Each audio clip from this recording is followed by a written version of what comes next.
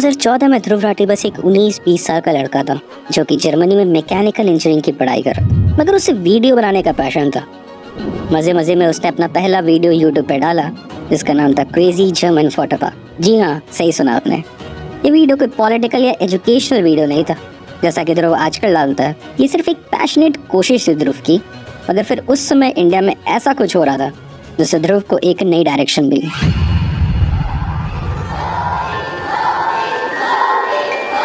Actually कहानी में थोड़ा पीछे जाते हैं क्योंकि कहानी शुरू होती है दिसंबर 2011 से, जब इंडिया में अन्ना हजारे की लीडरशिप में अरविंद केजरीवाल और कई दूसरे सोशल एक्टिविस्ट करप्शन के खिलाफ लड़ रहे थे।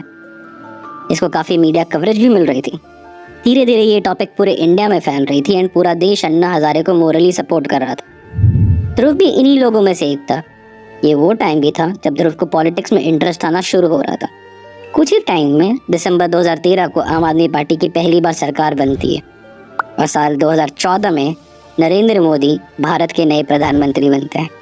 ये सब देख के ध्रुव काफ़ी खुश होता है। वो काफ़ी पॉलिटिकली मोटिवेट भी होता है। उसे इन सभी टॉपिक्स में बहुत इंटरेस्ट आता है। उसके हिसाब से कांग्रेस की करप्ट सरकार अब निकल रही होती है एंड पूरे देश में बदलाव हो रहा होता है। लेकिन फिर टाइम बीतता है एंड ध्रुव के हिसाब से बीजेपी अपने कई बड़े वादों को पूरा नहीं कर रही होती, जैसे कि 100 दिन में काला धन वापस लाने का वादा। ध्रुव को इन चीज़ों से भी फ्रस्ट्रेशन होती है कि मीडिया हाउसेस इन बातों को कवर ही नहीं कर रही होती है। फिर क्या था, 2016 आते आते उसने पॉलिटिकल मुद्दों पे, खासकर उसके हिसाब से हो रही बीजेपी की फेलियर्स और गलत प्रैक्टिसेस पे वीडियो बनाना शुरू कर दिया था। ये वो टाइम भी था जब जियो ने अपने सर्विसेज इंडिया में लॉन्च कर दिए थे एंड पूरे देश में इंटरनेट रिवॉल्यूशन आ गई थी। इस समय कई सारे ऐसे लोग थे जो मानते थे कि मीडिया बीजेपी की तरफ बिकी हुई है।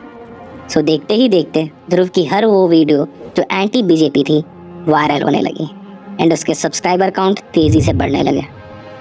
ध्रुव की बात करें तो अपने यूट्यूब जर्नी शुरू करते ही उसने एनालाइज कर लिया था कि उस समय कॉमेडी एंड स्किट वीडियोस ही सबसे ज्यादा वायरल होते हैं। On the panel tonight, film writer Miss Meenakshi Lekika from the Rasa Random Camp। मगर उसे ये सब करने में कोई इंटरेस्ट नहीं था। उसने सोचा कि क्यों ना ऐसे फील्ड में जाए जहाँ पे कोई भी बड़ा खिलाड़ी ना हो, और इसलिए उसने चुना एजुकेशनल और पॉलिटिकल कंटेंट। धीरे धीरे वो एजुकेशनल कंटेंट के कई सारे जॉनर में घुसने लगा, जैसे कि हिस्ट्री, टेक्नोलॉजी, माइथोलॉजी, और इन सभी टॉपिक्स के वीडियोस को उसने अपने पॉलिटिकल वीडियोस के साथ मिक्स करके अपने चैनल पर डालना शुरू कर दिया। अब शुरू के उसके वीडियोस थोड़े पुअरली शूट होते थे एंड एडिटिंग में भी कमी रहती थी, मगर क्योंकि ध्रुव एक यूनिक फील्ड में था तो इससे उसकी वीडियोस पे कुछ खास फर्क नहीं पड़ता था।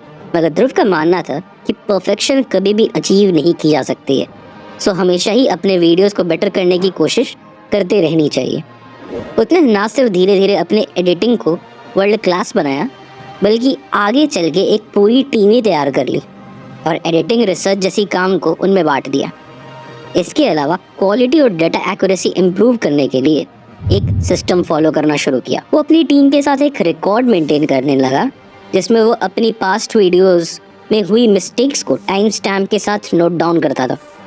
उसमें उन्होंने ये भी नोट करना शुरू किया कि गलती कहाँ और क्यों हुई थी।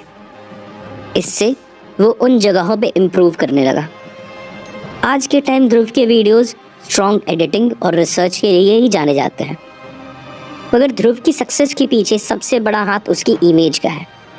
ध्रुव ने पिछले 10 साल में बड़ी मेहनत करके अपनी इमेज एक निडर और सच बोलने वाले इंसान की बनाई है। एक ऐसा इंसान जो समाज का भला करता है। वो अपने वीडियोस में अक्सर ये बोलते आया है कि वो सच को सच बताता है और झूठ को झूठ, और लोगों को सिर्फ अच्छी बातें सिखाता है। और तो और इसके बावजूद कि वो कई वीडियोस बीजेपी के खिलाफ बना चुका है, ध्रुव ने हमेशा ही उन सभी क्लेम्स को गलत बोला है कि वो बायस्ड है या किसी पार्टी को सपोर्ट करता है। इवन अभी भी जब ध्रुव पूरी तरह से बीजेपी के खिलाफ है 2024 इलेक्शन में, तो इसका दोष भी बीजेपी को ही देता है। प्योर डिक्टेटरशिप का डर है यहाँ पर। अगर अब नहीं बोला तो जब एक्चुअल डिक्टेटरशिप बन जाएगा ना देश, तब लेट हो जाएगा। लेकिन अगर ध्रुव की सक्सेस में उसकी सत्यवादी इमेज का बड़ा हाथ है, तो वही कंट्रोवर्सीज ने भी उसको काफी फायदा दिलाया है। कोई न्यूज़ चैनल अगर गलत इन्फॉर्मेशन दे तो उन्हें अपना वीडियो हटाना पड़ता है या फिर अपॉलॉजी लेटर देनी पड़ती है। which didn't meet the BBC's editorial standards on impartiality. I'd like to apologise to Mr Farage and viewers for this. लेकिन ध्रुव ने कभी भी ये नहीं किया है।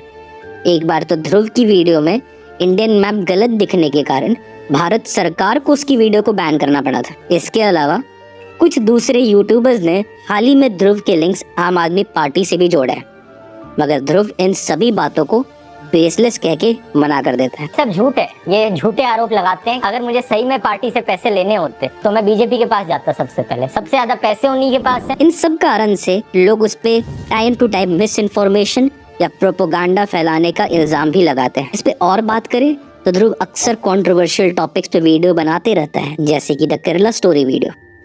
इस पे उसे काफी ज्यादा हेट भी मिला था और काफी सारे कट्टर धर्म वाले यूट्यूबर्स ने उसे धमकी भी दी थी।